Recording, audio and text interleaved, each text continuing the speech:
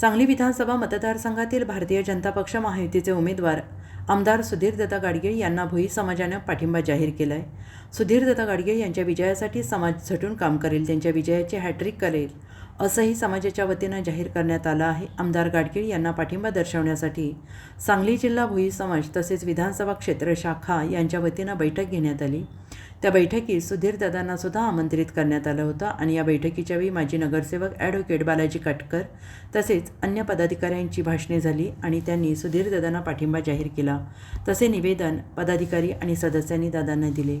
सांगली मतदारसंघातून त्यांच्या विजयाची हॅट्रिक अटळ असल्याचा विश्वास सर्वांनी व्यक्त केला आहे। सांगली, हरिपूर आणि इतर भागामधील भोई समाज बांधव यावेळी उपस्थित होते।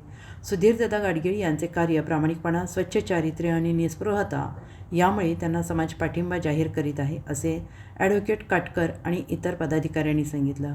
दादांना बहुमताने निवडून आणू अशी ग्वाही दिली। यावेळी ॲडव्होकेट बालाजी काटकर, ॲडव्होकेट गणेश भोई, अमोल भिलवडीकर, गणेश आपटे, रवी कांबळे, किरण भोई, अविनाश चिनके, संजय बावधनकर, सागर मगरे, श्रीकांत कांबळे, सतीश बावधनकर, अजय लोखंडे, गणेश शिंदे, सचिन भोई, वैभव आपटे, शंतनू बावधनकर, कपिल बावधनकर, दिग्विजय शिंदे यांच्यासह समाज मोठ्या संख्येनं उपस्थित होते।